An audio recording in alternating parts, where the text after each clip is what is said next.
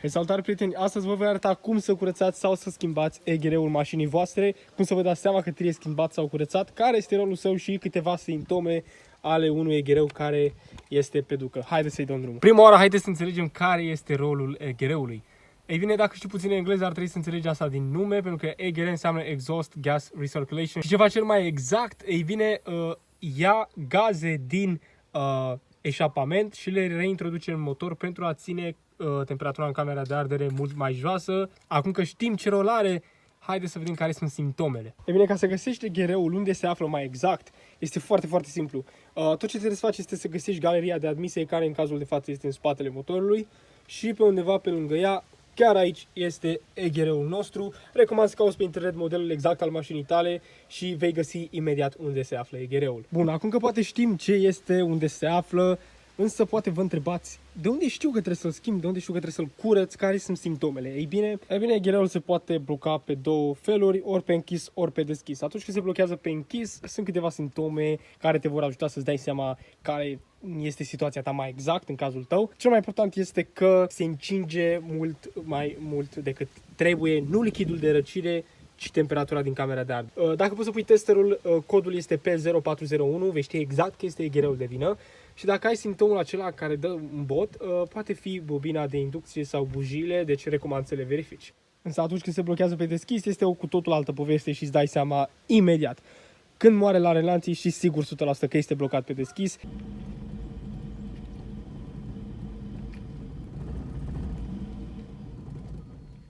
Pur și simplu moare, o pornești din nou, peste câteva zeci de secunde moare din nou. Este 100% EGR-ul și un alt semn este că merge foarte, foarte plus la relanții, ca și cum ai avea bujiile vechi sau ar fi bobina stricată. Recomand să le verifici, însă, să știți, chiar e ceva, un fel de mentenanță preventivă, verificați-le ca să fii sigur și oricum, dacă alegi să cureți EGR-ul, nu doare pe nimeni, nu cheltui niciun ban, așa că verifică chestiile astea dacă ai simptomele despre care tocmai am vorbit. Din nou, alea au fost simptomele.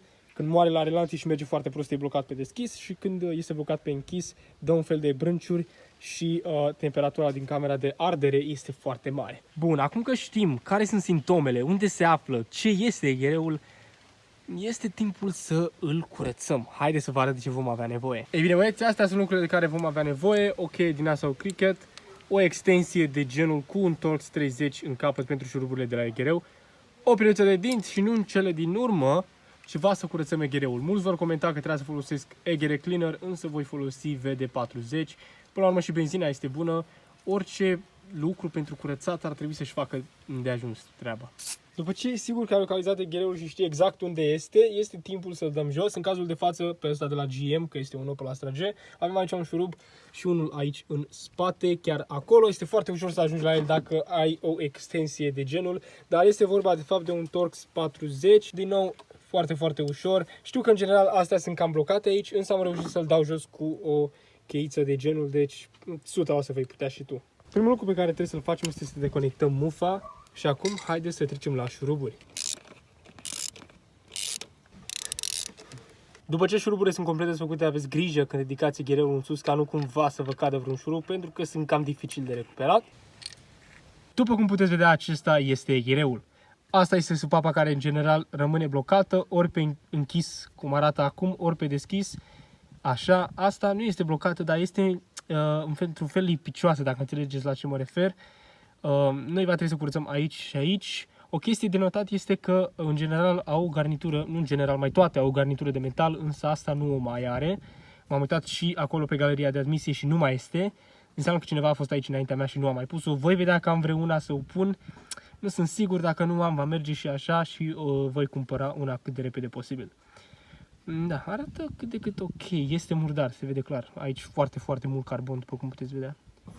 Haideți să o curățăm. Bun, băieți, avem periuța de dinți cu VD-ul și o canistră în care, bine, un bidon tăiat, în care vom vedea dacă a curs ceva sau nu. Luăm VD-ul frumos. Ar fi bine să aveți și paiul acela, eu l-am pierdut, însă nu este o problemă. Încercați să țineți în jos când dați, să nu dăm direct în motoraș.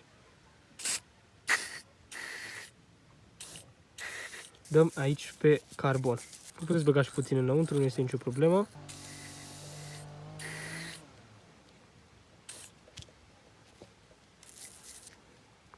Ia uitați ce este în apă.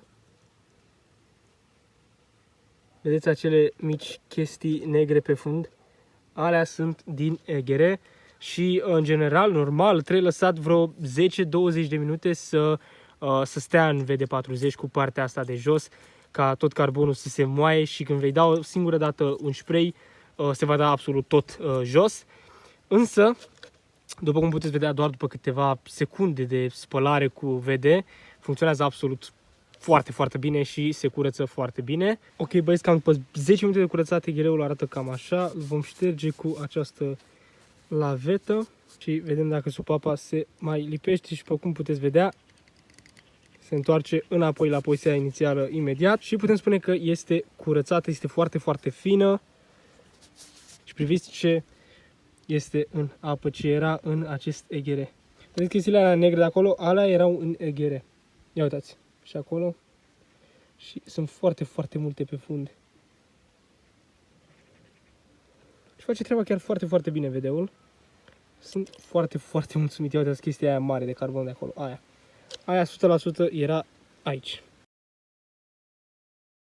VD-ul chiar își face treaba. Însă este timpul să punem pe mașină și să vedem dacă problema cu oprirea încă mai persistă. Reinstalarea este procesul de instalare, dar pe invers trebuie decât să punem șuruburile și să îl punem înapoi.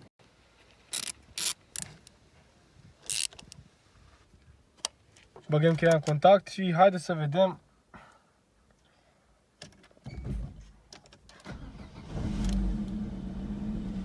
Ok, cecul este încă aprins din alte motive, dar după cum puteți vedea, totul funcționează ok, mașina nu mai moare, stă la 1000, pentru că tocmai a fost totul deconectat, în general stă la 700, dar după cum puteți vedea, problema s-a remediat. Deci băieți, 2 zile mai târziu, am așteptat până am cumpărat și o garnitură aceea, știți, care îmi lipsea și mașina merge mult, mult mai bine, era și de așteptat, de-aia și curețe ghereul.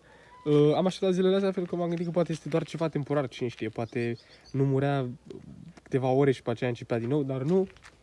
Problema nu mai persistă, tot este foarte bine. Deci ați văzut simptomele, cum să-l curățați și ce să mai verificați în caz că nu este eghereul. Cine știe, poate în toate cazurile va fi eghereul, poate din nou, cum am spus în videoclip, bobina, bujiile, toate cele. Dacă v-a fost de ajutor acest videoclip, nu uitați să lăsați un like și să vă abonați. Avem foarte, foarte multe planuri pentru viitor, așa că nu vreți să le ratați. Samir aici, la revedere!